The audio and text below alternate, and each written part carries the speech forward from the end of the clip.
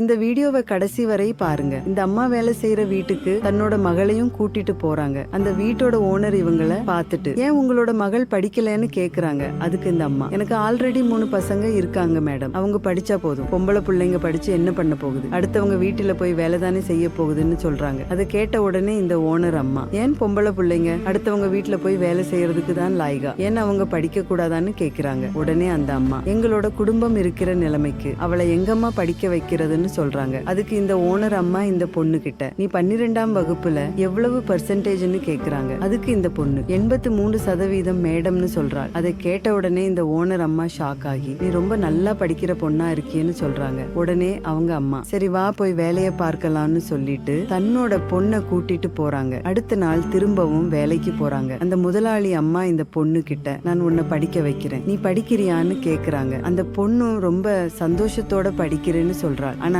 அந்த பொண்ணோட அம்மா, ஐயோ மேடம், இது என்னோட புருஷனுக்கு தெரிஞ்சதுன்னா என்ன கொலையே பண்ணிடுவாருன்னு சொல்றாங்க. அதுக்கு இந்த ஓனர் அம்மா, ஏன் பொம்பளை பிள்ளைங்க படிக்க கூடாதா, இந்த காலத்துல பெண்கள் படித்தால்தான் வாழ்க்கையில முன்னேற முடியும், இன்னும் எத்தனை காலத்துக்கு பெண்களை ஒரு அடிமையாகவும் வேலைக்காரர்களாகவும் வீட்டுல வச்சிருப்பீங்க, இவ நல்லா படிக்கிற பொண்ணு, இவ நல்லா படிச்சு நாளைக்கு ஒரு கலெக்டர் ஆகுனா அது உங்களுக்கு தான் பெருமைன்னு சொல்றாங்க. அதை கேட்ட உடனே இந்த அம்மாவும், சரி என்னோட பொண்ணு படிக்கட்டும்னு சொல்றாங்க. இந்த ஓனர் அம்மா செஞ்ச செயல் உங்களுக்கு பிடிச்சிருந்தா இந்த வீடியோவுக்கு ஒரு லைக் போட்டு கமெண்ட்ல சூப்பர்னு கமெண்ட் பண்ணுங்க.